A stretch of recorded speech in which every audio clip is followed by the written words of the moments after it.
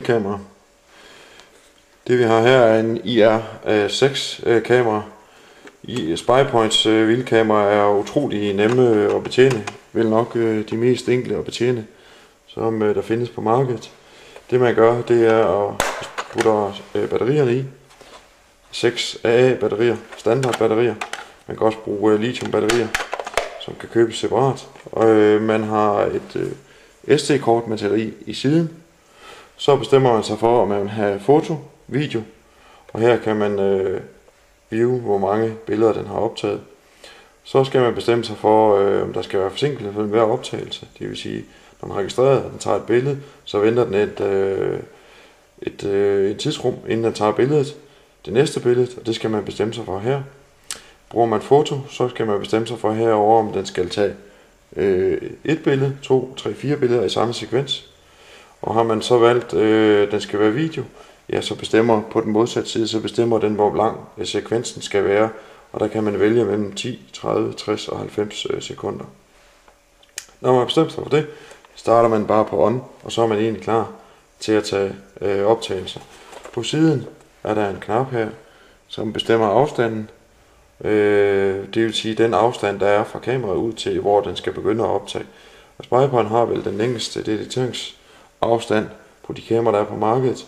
Det vil sige, der er sammenhæng mellem sensoren, den sensor, der sidder her, og så IR-lyset. For det hjælper ikke, at kameraet tager billeder længere ud, end IR-dioderne, altså det infrarøde lys, det kan tage billeder ud.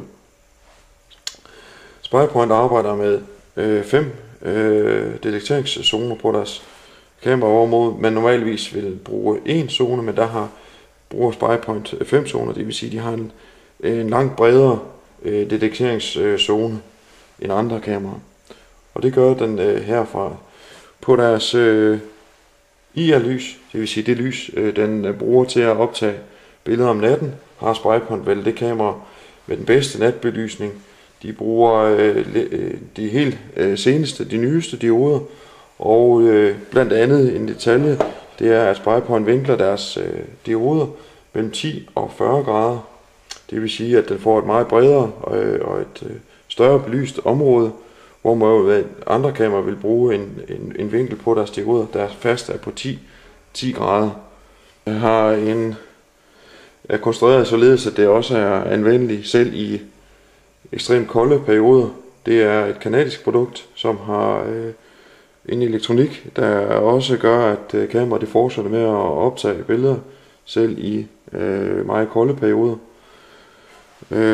Selv kamerahuset er lavet i ABS-plast, det vil sige, det er jo utrolig sikkert og stabilt. Man kan se på selve samlingerne inde i kameraet, har de valgt at bruge pakninger, det vil sige, det er ikke et limet kamera, men pakninger, der er skruet sammen, det vil sige, det gør det meget mere holdbart i temperatursvingninger.